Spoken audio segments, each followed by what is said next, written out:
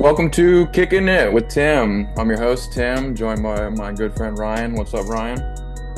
What's up, lads? How we doing? How we doing?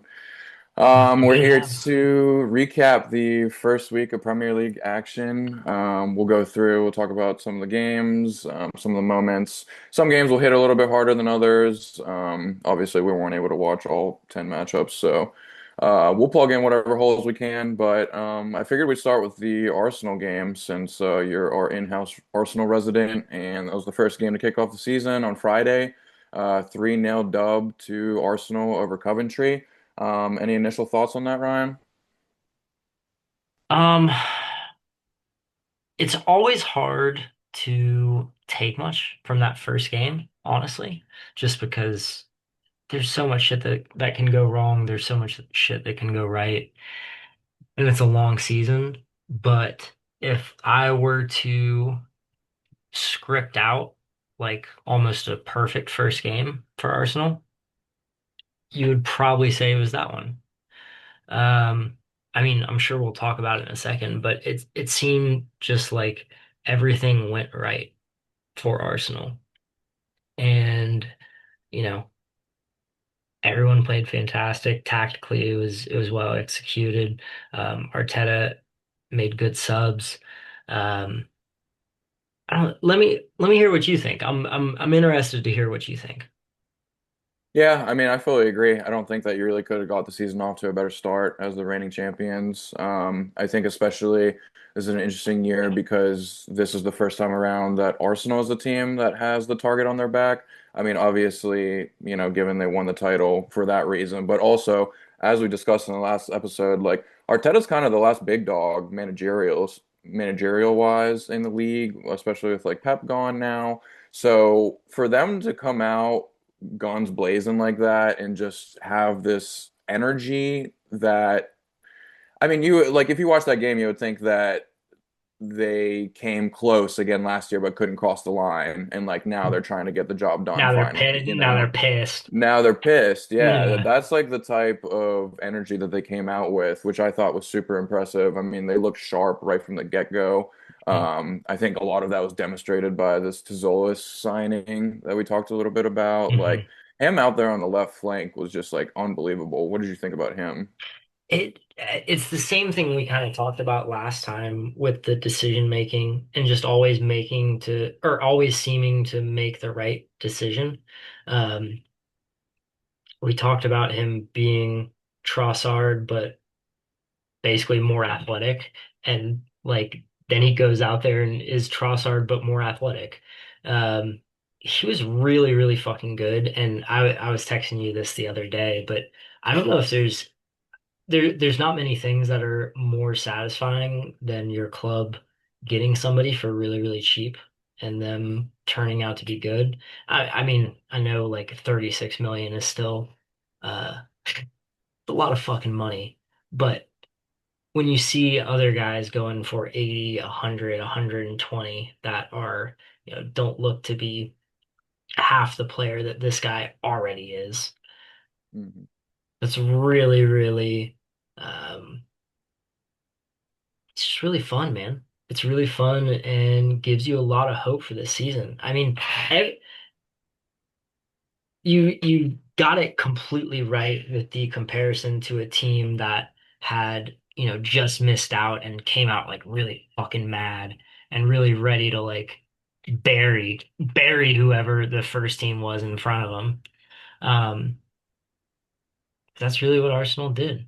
Everyone played with They wanted vengeance. They want more. Yeah, and to that point, like I feel kind of bad for Coventry because as Yeah. one of the teams that just came up, like this is the toughest matchup that you can have this I mean, season coming right out the yeah, gate.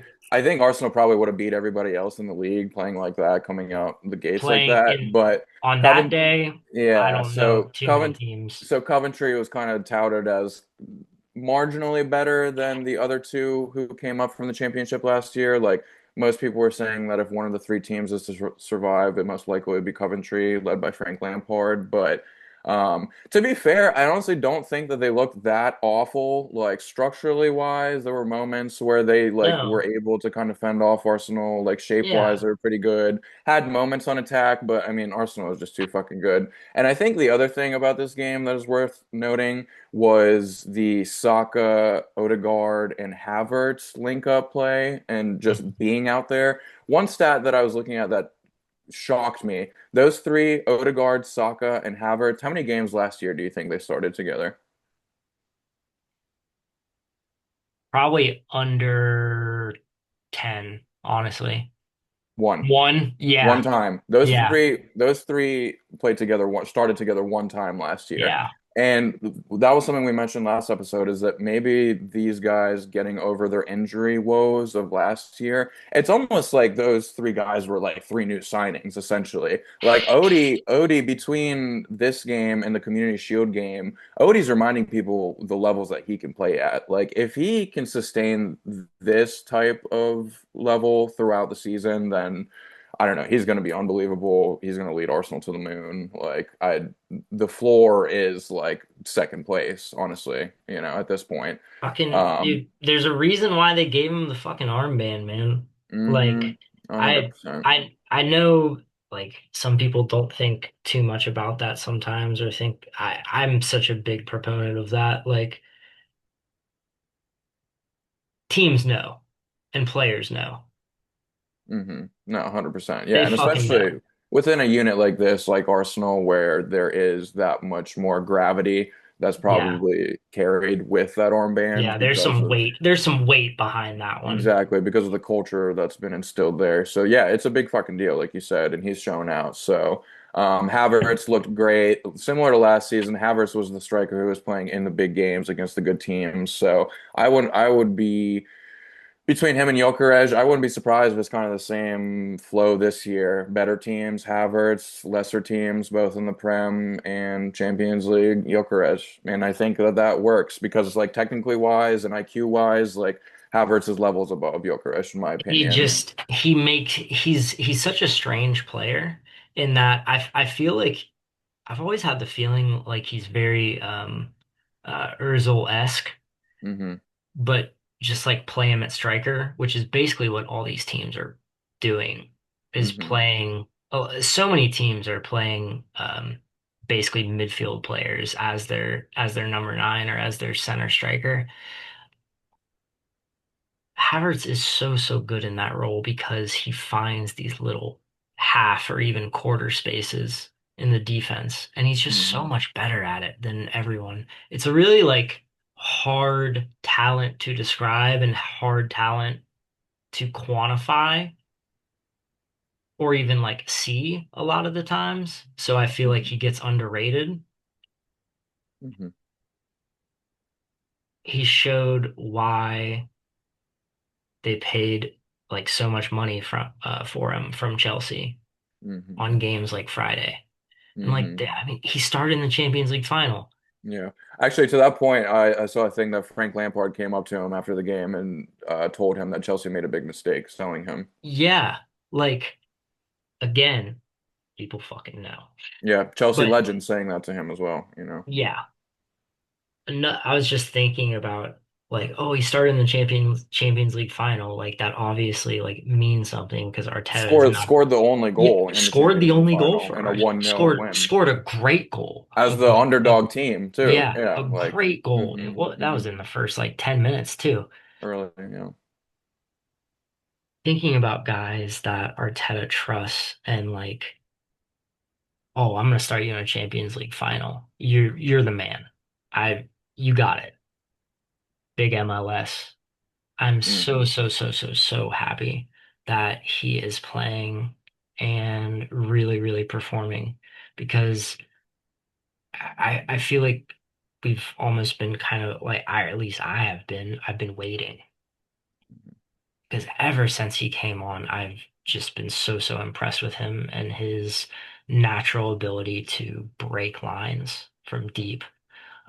I feel like he is something that Arsenal has not had for a long time, really. hmm Hmm. There's been other deep lying playmakers or center mids for Arsenal, but not in the same way or not as high a ceiling. Hmm. Hmm. Like, Yeah, I, fantastic player. I mean, he was dominating the middle of the pitch, like you were yeah, saying, like able to break lines. He also like he has unbelievable spatial awareness. Like he's very particular and delicate in the sense of like knowing where the defender is in relation to his body and taking the appropriate first touch out. Like that is when he takes those types of touches, he plays like he's been around for like a decade, you know? And it's interesting because like I feel like he's already been on the scene for a minute, but he keeps growing and growing. And he's how old is he now? 21, 22? Even I like don't know I if don't even even that. think I think yeah, he he's like might be 19 a or teenager 20. still. Yeah. So yeah, I do think that the ceiling is pretty high for him. And it's cool to see Arteta trust him in this first match of the season. So hopefully he gets more He's, minutes this year, but the midfield is so deep, which is good, like we said, but um yeah, that's he's like what 19 years old. He was born yeah, I in mean September 26, 2006. September 26th. Oh man, we're almost twins, man. Except we're a fucking decade apart year wise. Insane. Crazy. So yeah, Arsenal pretty fucking good. I still think that us saying that they are likely to win the season or to win the Prem again is that train is rolling. So I mean, but yeah. get your I don't think we have a betting sponsor yet, but get on your FanDuel accounts, get on your uh whatever Dude, accounts. honestly, but value wasn't there even before the season started. I was looking, they were plus 150 to win the Premier League. Like that's insane That's odds, actually. Yeah. that's Next best team, I forget who it was. It was I think it was City. They were like plus like 600 or something. Because I went specifically, I ended up parlaying like Chelsea finished top four, Arsenal win, because and one other leg, I think. I mean But that all lends itself to what we talked about last pod and kind of the randomness and mysteriousness of this season in general with all the coaching changes, all the ownership changes, all the player and staff changes overall. mhm, There is no really like solid organization in general other than Arsenal currently, which feels so fucking strange for me to say. But mhm. It's an there we odd go. season. It's an odd era. It's an odd Yeah. time. But I don't know. Arsenal, good. Arteta, good. Signings, good. In good spot. Woo! Woo! All right, moving along. Let's like hit some of the games that we were just more interested in, and then we'll kind of Yeah. like plug in some of the other ones later on. So Yeah. next, very interesting result. We have Brentford 3, Tottenham nil. The Tottenham comeback train came to a screeching halt. They signed a bunch of new players who were pretty good on paper. Everybody decided they were going to be top six automatically, me included. Did they? Um, yeah, absolutely. Oh yeah, I before the first game week I had Tottenham finishing like sixth or fifth, like as high as fifth. Even flirted with them top four. The IG Um, bias. Maybe I don't know. Maybe that guy has a way with words, but yeah, very disappointing out of the gate. They just looked sluggish. Like the concerning part about this was that they just looked like they had no energy coming out the gate, like polar opposite to how Arsenal started the season. Like they just looked flat, couldn't connect passes. Now, granted, Brentford is a very good team. Brentford is extremely good at home as well, Gonna say, but definitely no like slouches. Keith Andrews has done an unbelievable job as their manager. He took over after Thomas Frank after he was their set piece coach. Nobody knew anything about him last year. People thought that Brentford were going to get relegated. They finished like 10th in the league, and apparently nothing has really changed because they look phenomenal. Even like Igor Thiago is kind of their main man last year. He missed a penalty, so like could have been even worse, but I don't know, just very strange from a Roberto De Zerbi side. Like me and IG talked a lot about how like he has that raw energy. Like he will fuck you up to your face if you're not doing the job. And I don't know if anybody for Tottenham really had even a decent performance. So I don't know.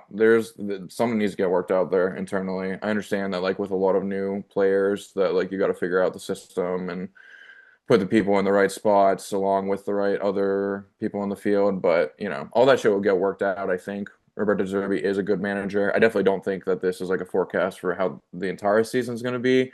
But we probably didn't think that the last two seasons as well because it's Tottenham, and they were almost relegated last season. So I don't know. What do you think? It's it's tough.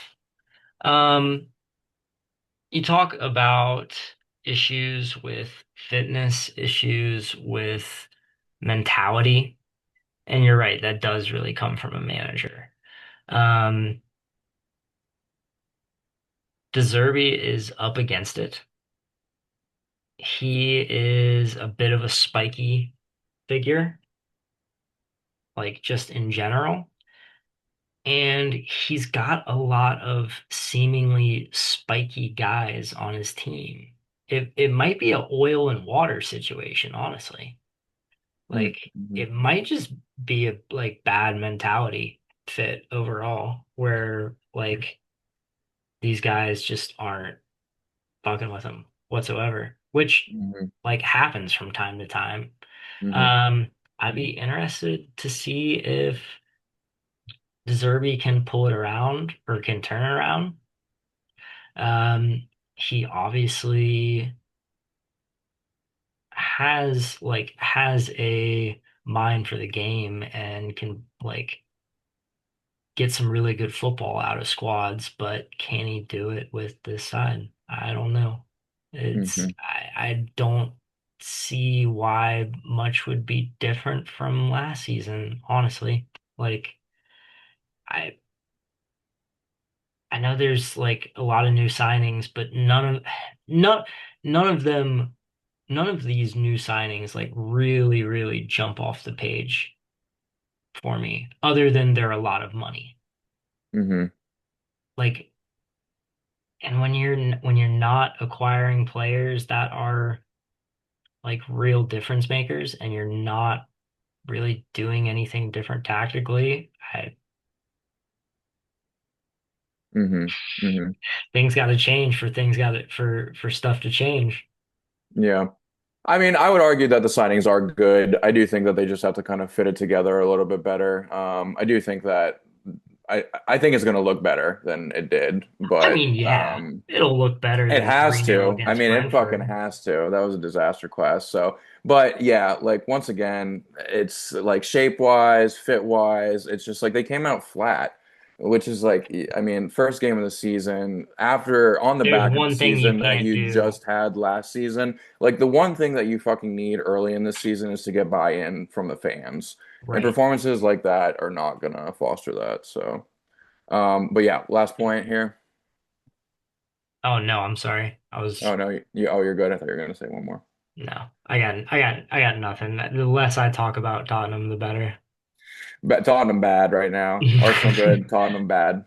So Arse good, Tottenham bad. yeah. All right. Next up, another shocking result. Brighton 4, Austin Villa nil. Oh, Um, this is oh, wild. This is bad, man. So Brighton were up 4-0, 31 minutes into the match. Started with like an absolutely awful own goal where one center back passed it to the other team. Um, Brighton player took it, clanked it off the post, and then it went off the other center back's face and went in. So that's how you start the match off. And then so that yeah, that was like 7 minutes in, and at like 25 minutes later, down 4-0. Just looked shambolic in general. They've had a lot of turnover in this offseason. There's this like drama with Ollie Watkins, who's like their main man striker. He wants to move to Saudi Arabia essentially, and like before the game, Unai Emery was asked about him, and he just like didn't. He just stayed silent. He just didn't have a response because he doesn't know what to say about it, I guess. So that situation's not good. They shipped out a lot of their players in the summer. So I don't know, but this is kind of also how they started the last two seasons. Like last year, they didn't win in their first five matches. The year before that, they lost three of their last four, I'm pretty sure. So they're kind of used to bad starts. Unai Emery, second longest tenured manager in the league at this point. I think he'll probably turn them around. But yeah, one of those situations, can't really tell. Was Brighton that good? Was Aston Villa that bad? I don't really know. One thing worth shouting out is João Gomez's debut for Aston Villa.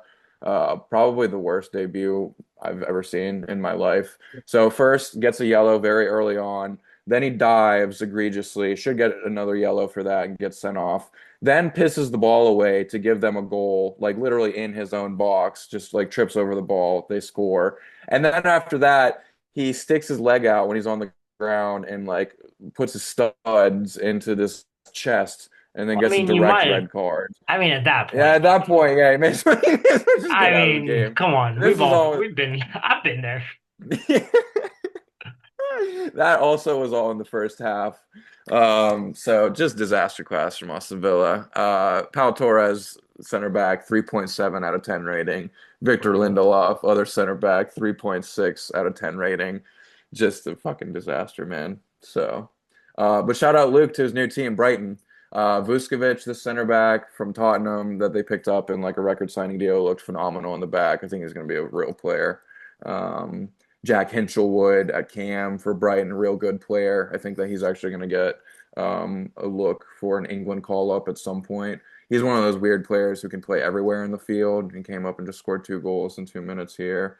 Um, yeah, I don't know. Brighton good, Aston Villa bad. Any other And we thoughts? picked the two like biggest kind of like smokings to get us started off on this. Um, I mean, those were the shock results, though, honestly. yeah, yeah. Um, hmm.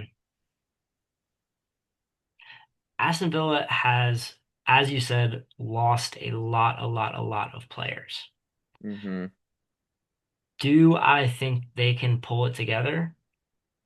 Emery is very, very good. Yes, they probably end up will, and they'll be at least like mid-table by the end of the season. They definitely won't get relegated or anything. Unai is too good of a manager to get them sent down. Yeah, But way too good. but are they going to struggle for a month or two while they like find they while they find form and try to gel and try to get like tactically sound? Yeah, they probably are. They're probably going to be dog shit for a solid month or two, and then they'll even out a little bit.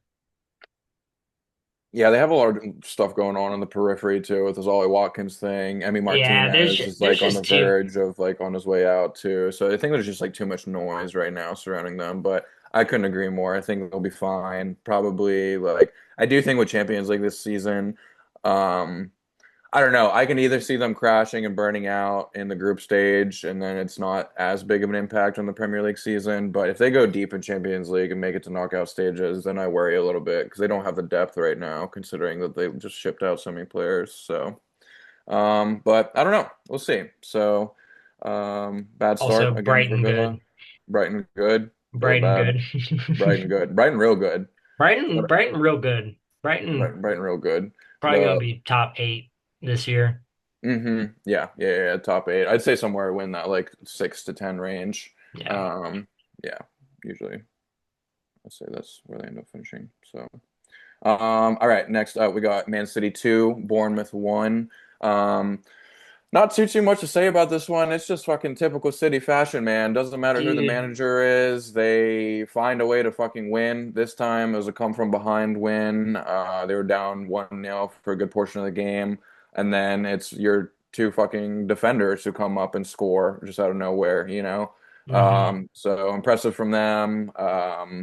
Gahey was playing in an interesting John Stones-esque role, kind of sliding up into midfield. Yeah. So that's interesting. I heard on one podcast that that could be Maresca playing the game of like, hey, I need a fucking central midfielder to buy here. So don't know. It was interesting. It kind of worked. Gay was getting forward on some occasions, playing well. Oh, the biggest thing from this game, Mr. Holland chopped his hair off. Even my girlfriend was aware of this happening. Do you think he lost his aura? Okay, I feel like there's so much to talk about from this game. 100% aura loss. I texted you literally as soon as it fucking happened. He Hmm. had a chance in the first half Hmm. that it's just like he normally would bury that shit. 9 out of 10 times scores that. Yep. And he just kind of like awkwardly hit it off his chest, didn't he? Hmm. Like 9 out of 10 times he like gets his timing and like footing right and does he side volleys it Somehow, or yeah, or he knocks heads some it body or part like against it into the net. yeah, Yep. yeah, Hmm. and he scores it. And nope, nope, not the other day. Hmm. Hmm. 100% or loss. Horrible decision, objectively. Hmm. I Hmm. don't know what he's doing. I'm worried about Man City for the rest of the season due to this. Um, This might have this might profound have impacts on the season. this might have massive implications. Yeah. On, on a like halfway joking, halfway serious note. Um, on a more serious note, how do they keep doing it? I don't understand. I don't know. I guess it must just be something in that DNA. I don't know. I mean, Ryan Shirky came on, made a difference. So like Yeah, that he's speaks to like he's real good. the eternal depth that they've always had, you know. I mean, like they have a number of people who they can bring off the bench who are game changers, you know, talking about Hmm. Tottenham, how they're not bringing people in to be like true game changers. City has floods of them on the bench, you know, and like, Hmm. you know, the assist that Shirky had for the Guardiola goal is just like magic feat. You know, like that's a beautiful display of what that guy in particular can bring in a tight situation, like with tons of people around him. So, yeah, I mean, it's just the firepower is unbelievable. Bournemouth played well too. I mean, they like were a decent side. Man City probably deserved the 3 points, but you know, it was 1-1 at the 90th minute. If it finished like that, I don't think that too many people would have fussed about it either way, you know. Right. So just one of the things. But yeah, Holland didn't look super sharp, so that's obviously something to watch out for.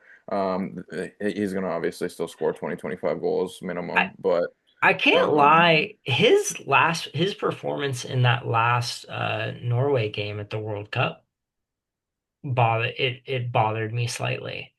Community Shield game too, like where they got flopped Yeah, 3-0. Like he got taken they're off in like the early 60s or something like like that. Like, they're it's like he's lost the hunger. It's like he's lost. I mean, everybody's seen the memes of or like the videos of him just like running down defenders, mhm. and it's kind of like that's gone. It's very, very strange. Yeah, maybe I don't think it's gone. I think it's just like a temporary thing right now. It looks that way. But the one thing what you were saying, which did trigger in my mind, it's like maybe he did have like his focus off of footy a little bit too much. Like he did become this like international superstar over the course of the World Cup. So like maybe there's like a slight shift in mentality, but I don't know. I'd say it's more due to like the massive changeover to Maresca. And even like when he got his haircut, like Pep was one of the first people he FaceTimed to show him the haircut, which is interesting. You know, it's like I don't That's think that's very necessarily a interesting. I bad did not thing, but know it's that. not like the best look for Maresca to be like, okay, like his former boss is one of the first people that he's like showing his haircut off to. You know what I mean? So he's like, I'm bald too. Like I can appreciate good hair. Like fuck. So I don't know. Interesting, but yeah, gotta watch out for Holland. I don't know. Maybe as the hair grows, the goal tally will grow too. So we'll see. Dude, he's like Samson, man. You can't cut off this man's hair. Yeah. Yep. He Yep. has to keep the locks, man. It's fucked Hmm. up. Yeah. I am like super interested in Man City going forward because that's just such a strange team overall. They need a midfielder, man. They need a central midfielder. I think I that this Moroccan Bouadi cat is on the verge of going there, which would be I was huge, gonna but say they need to shore up the midfield. I feel like I've heard so much about him going there, which would be if they get him for It's gonna be 70, 80 mil. It's not gonna be oh cheap. God. I feel like that's still so much, but I guess whatever. Yeah. Um if they get him, that'll probably do them a lot of good. They probably still need one more though, honestly. Hmm. Well, I don't think the playing Gay in midfield center back weirdness was a shot at the ownership either, because I mean, they've they've shown for years and years that they don't give a fuck. They'll buy whoever. Yeah, but it is a little bit different with Maresca at the helm, I would say, because like they had like 200% trust in Pep. It's like, okay, this is like the managerial goat. Like if he wants somebody, then he's going to be good. Like My Maresca did very well at Leicester, but some of those signings at Chelsea were questionable. So that could be the one hesitation maybe on behalf of the board, but I don't my know.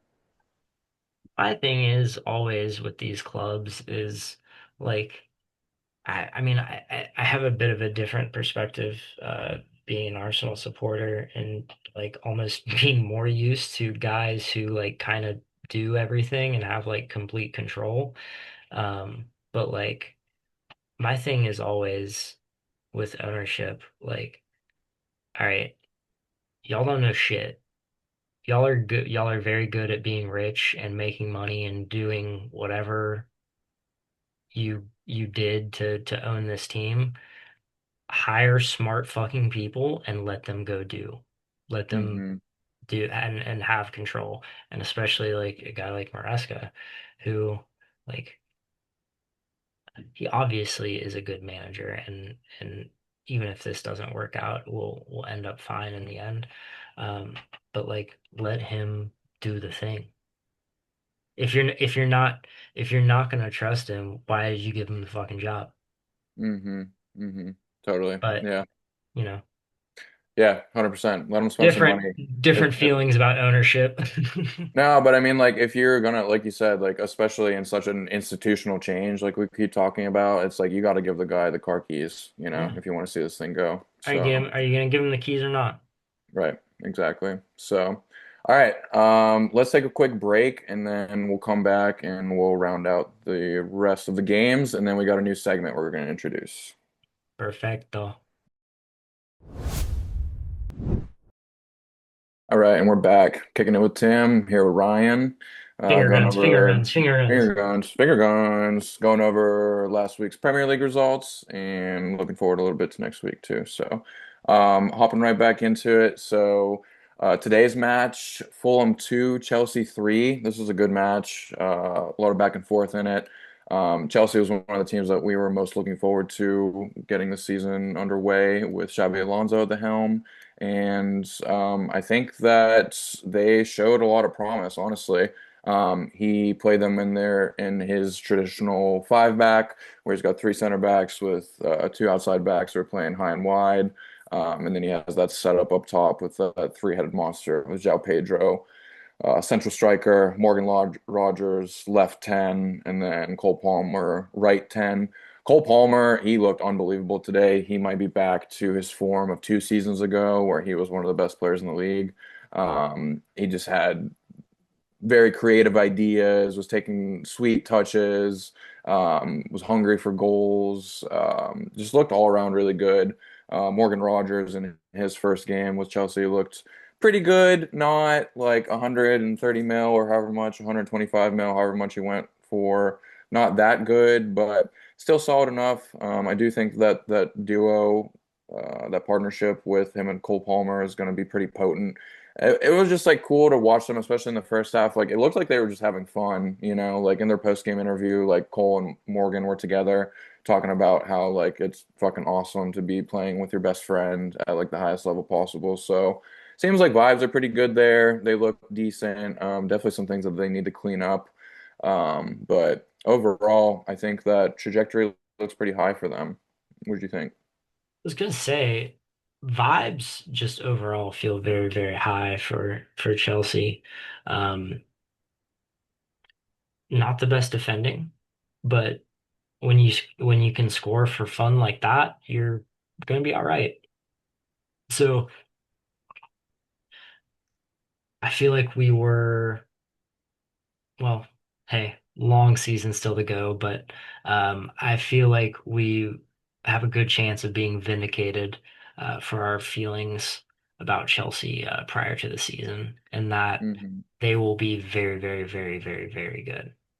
Yeah, they're going to be good, and I think they're going to be a good watch too, which is going to be great. That's one thing from this weekend. Like we'll talk a little bit about the Newcastle Liverpool game, but some of these big teams, it looks like they're going to be fun to watch this year. Chelsea, Liverpool, Arsenal. So Yeah, a bodes lot well of for the a lot of season. firepower. Bodes well for the season. So, um, and then anything else really from this match? Oh, defensively speaking, like yeah, um. Didn't look super strong defensively, but I do think that this Lacroix signing that they have, like Lacroix is good. he looked really strong in the middle. He even provided the assist for one of the goals, like getting forward too. Like I was, whenever I saw that ball come in from him, I was like, what the fuck is he doing up there?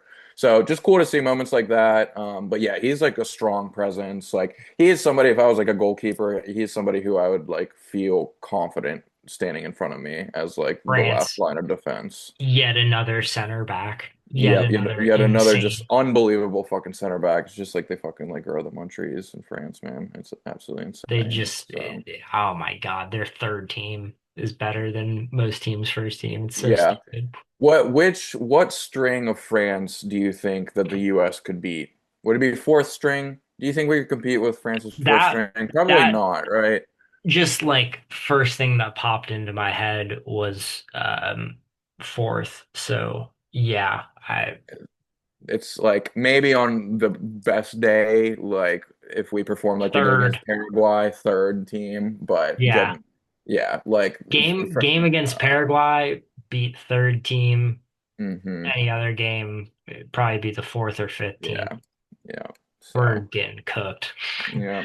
All right, and then some of these other games we'll just touch on pretty briefly here. I would say the other like shock result from the weekend was Hull 2, Man United nil. Oh, Hull was kind of viewed as like the one team coming up who's definitely fucking going back down. Like some people are thinking Coventry has a chance, some people think that Ipswich has a chance, especially Ipswich after this first week. But everybody was like, Hull is going straight the fuck back down. They suck. And lo don't and sleep on behold, them. Don't don't sleep sleep on on them them. Tigers. That's why the Premier League is just so fucking awesome, man. Because you never know what to expect. Any team can really beat any other team on any given day. It's just really a matter of who can show up, you know. And so like one team came with the energy and one didn't, and that's like what the scoreline displayed. Like even the two goals that Hull scored were from set pieces.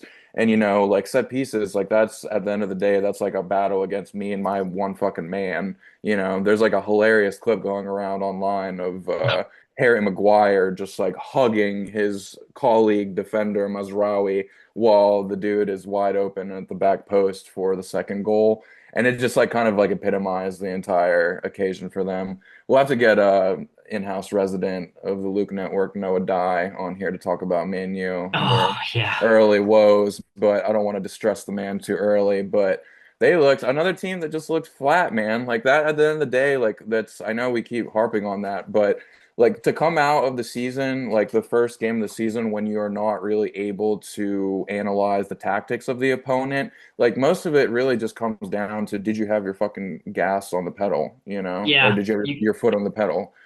And a lot of these teams didn't, Man U included. So I don't know. What do you think? yeah, man. That's such a fucking great point. Like there are a lot of things you cannot control within the game of soccer. The one thing you can always control is coming out with energy versus coming out flat. And when you come out flat, like a few of the teams that we've already talked about today did in the very first game of the season, one of the easiest games to get absolutely fucking like jacked to the tits for, that's a bad sign. It's a really, Hmm. really bad sign.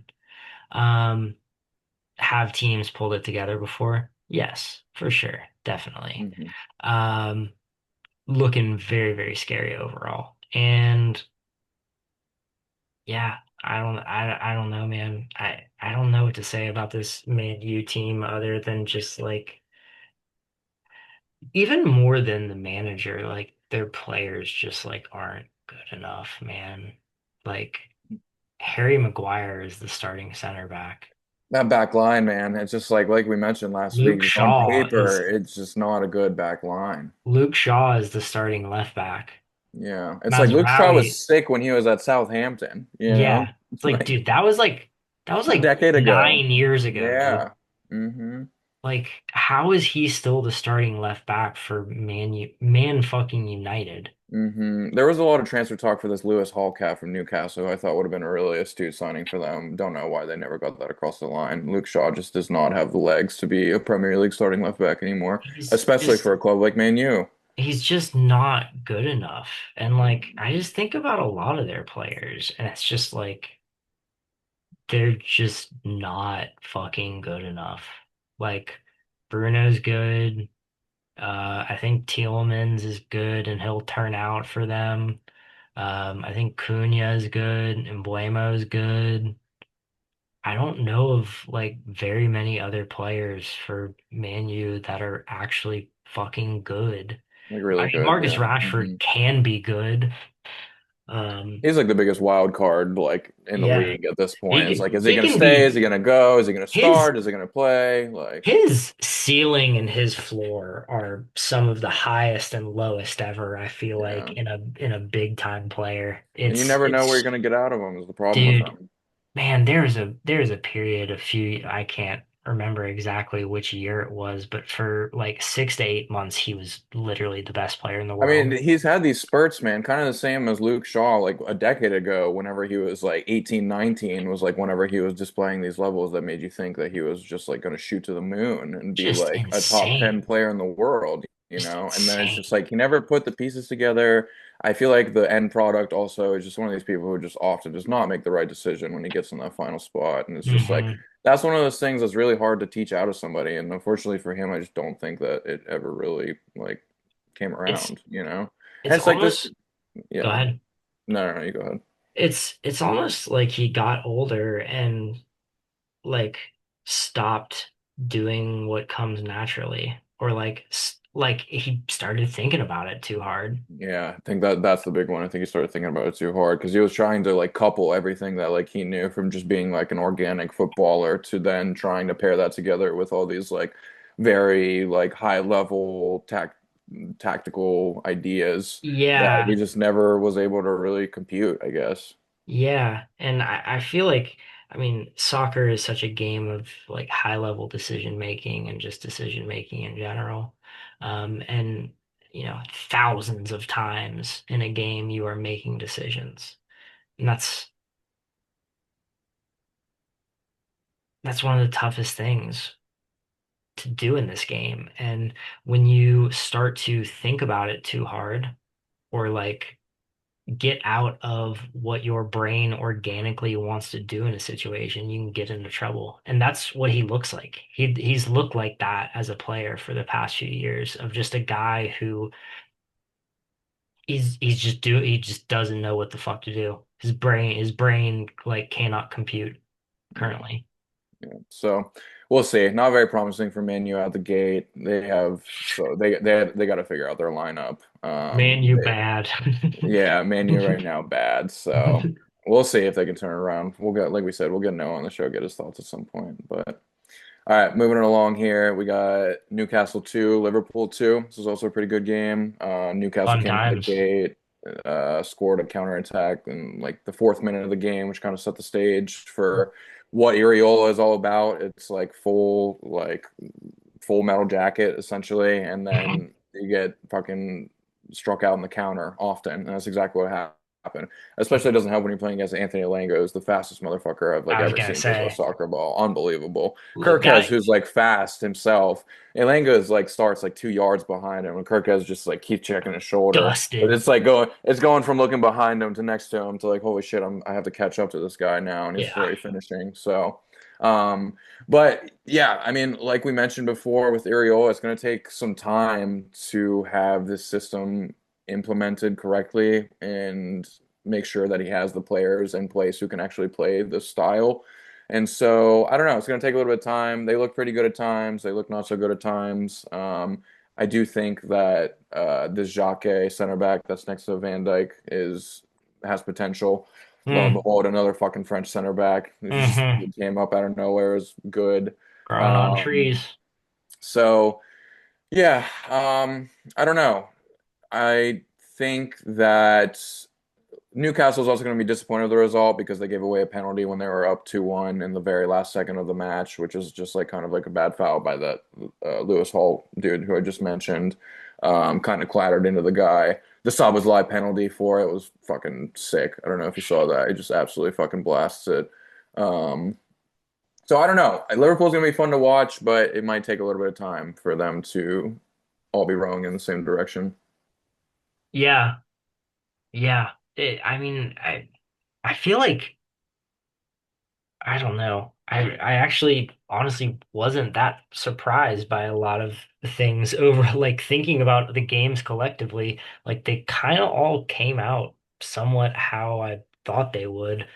Um, Minus maybe like Brighton, Aston Villa, and the yeah, whole Man yeah, U. right. Those are Yeah, probably the that's two are like, holy shit. yeah. And maybe Tottenham. But But even then, if you think about it, like, even then, yeah. like thinking about it afterwards, it's kind of like, yeah, Mhm. that's Brighton putting up four in Aston Villa in 31 minutes, I think was like the big that's one. That's like gnarly. that's like gnarly. Yeah, That's totally. super, super gnarly. Yeah, that's Agreed. brutal. That's brutal for Unai. I Hmm. hope he can Yeah. turn it around.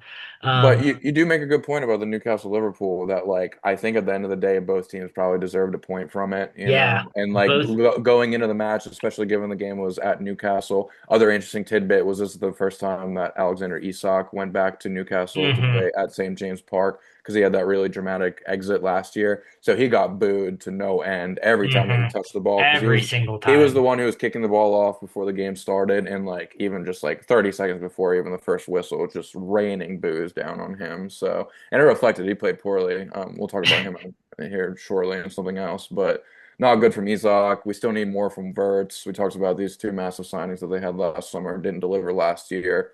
They need to step up for this year to be a success for them. So, yeah. But aside from that, Newcastle, I think that they were actually a little bit better than most people were saying that they were going to be.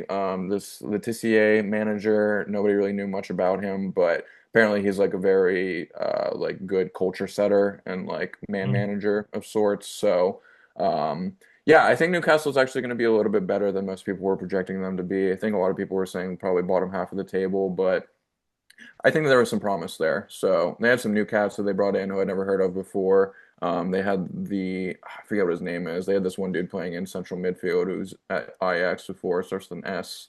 He was Sawyer. really good. Stoyer, yeah, the Stoyer guy. Yeah, he was class. So yeah, I don't know. We'll Yeah. see. I was pleasantly New, surprised by them though. I'm interested by Newcastle this season. They I feel like they have a somewhat similar back line to what they had last year, and their back Hmm. line is pretty good overall. They have some really, really interesting attackers, I think, in Longa and Wisa and this Osula cat. He looks to Hmm. have a bit of spice to him. I was not Hmm. familiar with his game, and they gave him the number 10 kit. Um, so he's got some. Harvey Barnes has always been a very serviceable Prem player as well. I like Really, Harvey like, Barnes. I drafted on my fantasy team this year. yeah, I've always thought he was a very good, like if he starts for your team, you're probably gonna be like ninth, Exactly. 11th Yeah, totally. in the league. Hmm. Um, Especially, I'm which expecting a little bit more production from him with Anthony Gordon gone this year Yeah, too. for sure, for Hmm. sure. And like if you're Newcastle, I think that's like completely fine for this season. Like Yeah. going coming off of selling a decent amount of players in Isak, I know not this past summer, but not too far back, selling Isak, selling Gumarish, selling Tonali. They seem to be kicking off just fine and Yeah. doing just fine without those players. I'm interested to see how they progress and whether depth becomes an issue for them later on in the season. Um, Liverpool, I feel like is kind of what we thought Liverpool was like. Yeah, they're gonna be young and fun. They're young, fun, and dumb. Yeah. That's pretty And much it. so here for young, fun, and dumb Liverpool. Yeah, totally. Yeah, they're going to be a good watch this season. So. All right, three more games. We'll just rip through these real quickly. Everton 2, Crystal Palace nil. Good display from Everton at home. They didn't really do much in the transfer market this summer, so a lot of their fans were like, "This might be a disaster of the season of a season." But came out, looked strong, looked solid, looked like a David Moyes team does. I'm Yeah. extremely impressed with Iliman Ndiaye. I think that he is gonna continue. Like over the last two seasons, he's Yes. became better and better both years with Everton. I think He's that this good. year He's he's also he's I every think time is I watch Everton, he's good. yeah, he's very dangerous. He always wants to do something productive with the ball. I think he's a very good player. I wouldn't be surprised if he ends up getting a move to like a bigger club at some point. Kieran Dewsbury Hall, just class player. Always is just one of those Good. people who is just like consistently overlooked. He was at Chelsea, I believe, for a little bit. Never really got any playing time there, but really good player. Absolutely peach of a strike for the first goal for them. For anybody who hasn't seen that, Nice. kind Real of a nice. kind of like a shot that most people aren't taking nowadays. It's like he's on the left side of the box, but he Yeah. like hits it with his left In across but and hits the in swinging. but hits the in swinging. Yeah, It's it's it's a sweet shot. Yeah, it's anybody what check you it out. don't want. It's what somebody who like doesn't know how to play FIFA like hits a finesse shot. Yeah, exactly. Somebody who you think doesn't know what they're doing, but actually they're just But fucking actually, no, levels of genius above anybody, you know? no, the keeper is so not looking for that shot now that he's now Hmm. going to take that shot. Yeah, exactly. So, Crystal Palace, don't know about them this season. They have this new manager who I don't really know much about. Oliver Glasner, who was their manager last year and is now at Nottingham Forest. He was kind of like regarded as the reason that they performed really well last year. Our US lad, Chris Richards, is there. So hopefully they perform okay. Hopefully they can stay up, but tough to really judge after just this performance. Now, we should say, like, in reality, like, it's hard to get a true feel for any of these teams less than like 5 games in the season. So these are all early reads, just kind of talking about things that just surprised us more than anything this time around. So, but then 100%. jumping into the Nottingham game, so Oliver Glasner, this manager who we just mentioned, now he's at Nottingham Forest. Nottingham Forest nil, Leeds 1. Um, Kind of a boring game. It was 0-0 all the way up until the death. And Anton Stack hit a free kick that Nottingham goalkeeper probably should have saved. And that was like right at the very end of the game. So um, I don't know. We'll see. Glasner set up with the same three-back system that he had at Crystal Palace. It worked really well there. So I think they have some stuff to work out, but I think Nottingham Forest will be fine. Leeds is an interesting team. They stayed up last year after getting promoted. Kind of crazy. They just got promoted last year and they were able to stay up. And they have the third longest tenured manager in the league with Daniel Farka. So that just like once again talking about how it's just this season is crazy with all the turnover and everything. So and then lastly, we had the Ipswich 2, Sunderland 1 game. Ipswich came up this season. Um, we weren't really sure what they were going to be like. Sunderland was really good last year. But Ipswich came from behind. Sunderland had a really nice free kick goal, but Ipswich looks like a strong team, like they were ready to be in the league. Not really too many notes from them. They signed Julio Enciso, who looked really good for them. He's just kind of like a perennial good player for any good team. So He's um, fucking good, man. he's good. So don't have too much analysis in that game. Sunderland, I'm a little bit worried about that result because I think they're going to struggle this year anyway with playing in Europe since they finished seventh last year. They already are not like a very deep team. They don't have like a ton of money to spend. So I'm a little bit afraid how their season's going to go, especially given this result. Like you got to get points early before any of the European leagues start or anything like that. So that's kind of just the one thing that I have from there. 100%. Um, yeah, Ipswich having Enciso. Oh man, I've been such a fan of his since he was at Brighton. Hmm. I thought he was so fucking good. Hmm. So I'm interested to see him on Ipswich this season. Um, Sunderland, yeah, kind of a strange performance overall. Um, Interested to see how the season unfolds for them, Hmm. especially as you said with Europe. Um, yeah, do they have the legs? Yeah, we'll see. Well, after a couple games of the season, if they're not looking good, then we might have to be on Revisit. relegation watch for them. Yeah, Yeah. unfortunately, Pain. but we'll see. So, all right, cool. That takes us through the last game week. So, we'll close it with a new segment here. It's just called Stock Up, Stock Down. So, each week I'm going to give either three individuals or team or coach or just some sort of entity that simply either their stock rose from the last game week or stock went down. So, I got three of each here. You ready for them? Let's see it. All Let's see right. it. First up, stock up. I got Christian Tzoulis, the winger for Arsenal that we Whoop, talked about. whoop. Unbelievable performance for his first game in the Premier League in an Arsenal kit. Also, I forget if we mentioned or not, interesting with him, like the development path for players is just so wild because he was in the Premier League 5 years ago playing for Norwich, and nobody saw this coming at all. And then he goes off, plays for, I don't know if he played for anyone before Club Brugge in Belgium, but last year he was putting up insane numbers. I think it was like 21 goals and like 29 assists in like 40 some games. So it's just cool to see how just players just grow differently at different points at different speeds, you know. So shout out to him. Any other words on him? All right, how excited are you to have him on your team? I mean, insanely. I feel like every time I watch him, I'm he's better than the last time I watched him, which I mean would make sense as he gets more comfortable in the side, but is also, kind of insane how good he already is. Mm-hmm. So Absolutely. can't wait to watch more of him, and am very, very excited to see him perform this season. Absolutely. Stock up, Zolis. All right, stock up. Number two, Mamadou Sangare. This is the 24-year-old center mid that Brentford signed from Mali. And if anybody watched this game, the Brentford Tottenham game, he was one of the standouts. Just absolutely dominated the middle of the pitch, was just everywhere. He was on Lens last season in Ligue 1 in France, and he was on the team of the season there. So clearly had a very good season last year. I can't say that I'm familiar with this guy, but he immediately just looked like he belonged. He looked like he's played in the Prem for like 5 years, was just all over the place. I think he had a collective like 11 defensive contributions between clearances and aerial duels won and tackles. So like just all over the place. Even provided an assist going forward too. So really impressed with him. Stock up on him. So.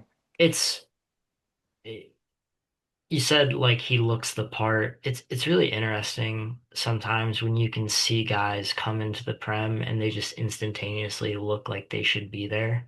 And it's hard to like kind of really quantify that or put that into words other than that. But there is just a feeling with some guys, man, where it's like, oh, they're like they have the speed, they already understand the speed of the game and like spatial recognition and like all that kind of stuff. Like they're on it immediately. Hmm. And that's so, Yeah. so fun to watch.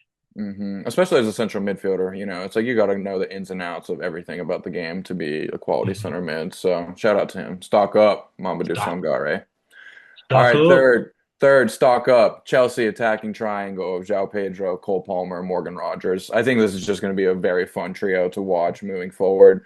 We shouted out João Pedro on the last pod. I think that he could be a dark horse for Golden Boot this season. He looked sharp, had a goal and assist today. They just kind of all like have this like loosey goosey flow to them. It's almost like PSG light in a way. Not necessarily where they're all like interweaving, where like the left wing is ending up on the right wing and whatnot, but they're fluid in how they're moving around and like bouncing off of one another. So it was fun to watch. And like I said, like and we both mentioned, vibes are high, and I think that's translating to what we saw on the pitch. And I think that Xabi Alonso is like the perfect person to have to foster those vibes, So big stock up on those three. Big stock up. Big stock up. Yeah, we love João Pedro. I think he's a really, really good player. Can't And believe he was left out of the Brazil squad for the World Cup. Morgan Rogers has really showed his quality the last few years at Villa. So when Cole Palmer is healthy and energized and ready to go, he has already shown that he's one of the best players in the Prem. So you put those three players together, fireworks. Yeah. It's gonna be And fun. you mentioning Palmer there almost it's reminiscent of the conversation we had about Odegaard. It's like when these guys are fully fit, fully healthy on their game, it's just Hmm. like it's a different level that they provide for the team. Completely different levels. All right, so stock up for those three. Stock down. First stock See, down. I got Robert Sanchez, another fucking Chelsea player. Dear God, I don't understand how this guy still has a fucking job. Anybody who watched that game today will immediately knows that that first goal was completely his fault. Like leaving too much space at his near post, gets his arm on the ball. I mean, like it's a savable shot. It's completely savable. And to be playing at the top level for Chelsea. He's been their starting goalkeeper for like what 3 years now. I mean, like how much is enough? I can't stand watching him. This entire Chelsea defense has been not good for the last however many years. Like we said with Thiago Silva, like the back line is one thing, but like you got to have stability in your goalkeeping position, and he fucking sucks, man. So I don't understand how he is still there. So stock down on him for sure. If I his stock can go further down. yeah, is there, can you go down from zero? I don't know how much stock he really had at the beginning of this season. He's got no stock, man. Fuck Robert Sanchez. Stock down. Stock down number two. Roberto De Zerbi. Oof. Going back to the hype that we had going into this season, like he is supposed to be this like beacon of like fire, essentially. It's like that is synonymous with rah football. And that's the absolute opposite of what we got out of Tottenham. We already talked about it, just disappointing. And it's not just one or two people looked flat, it was a collective thing. And so at that point, I do put some of the blame, a lot of the blame, honestly, on Roberto De Zerbi. Like, obviously, something was not prepared for appropriately. So, Might be oil and water. might be oil and water. Might be oil and water. All right. And then third, lastly, stock down, Alexander Isak. I don't know if it was just because the moment was too big at St. James's Park, but he just does not look himself, man. Like, yes, he's recovering from like a leg break and like he does need some time to get back to it, but this guy needs to come back to form like how he was for Newcastle, or else that's going to be like 100+ mil just absolutely wasted on him. So I do think that he's going to be fine eventually, but not a good display from him. Liverpool just really struggling overall in the transfer market, I feel like the past few seasons. Just not too many of their transfers have worked out in their favor, I feel like. Yeah, because it was weird because like with Klopp leaving and Slot taking over, it's like Slot won the Premier League with Klopp's team Hmm. essentially, and then he tried to bring in his own unit, and that was a Hmm. disaster last year, That was and just now a we're shit going show. through a new cycle of players who can play under Areola. So yeah, that's like another just like function that people don't think of constant managerial turnover. It's like all these dudes are trying to bring in players who can fit their system, get rid of them, and then a lot of the time, like half of the players that they brought in are now useless to you. Yeah. So And you can't just like chop and change fucking 20 guys a season. Like that's just, no, it's not feasible. Exactly. So all right, and then I did have to add a complimentary fourth stock down. yeah, this has to be said. It's Erling Haaland Yep. because he chopped his hair. So Yep. right now, currently stock down slightly because his stock is sky high, but Not slightly. I think it took a big hit. it may have taken a big hit. He didn't perform Aura. well. So, or You don't fuck with your aura, you man. don't fuck with the aura, man. So, and he was at like sky high aura going into the season. So, I don't know. We'll see. But yeah. And then finally, we'll just like we'll mention barn burner of the week each episode, where we thought what was our favorite match from this last week.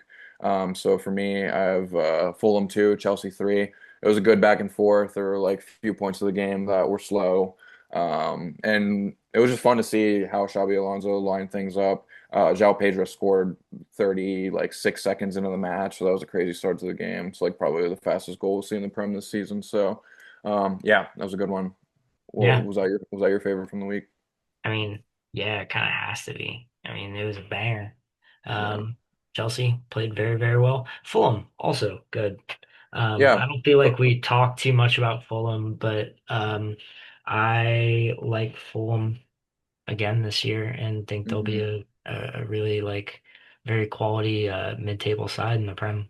I'm glad you brought that up, yeah, because Fulham was another one of these teams, kind of like Everton, where fans were unimpressed with their summer window because they didn't bring too much in. But yeah, I mean, Arbeloa, he didn't have a great time at Real Madrid, but we've talked about Real Madrid in different capacities. Like taking on the manager job at Real Madrid is a whole different beast, you know?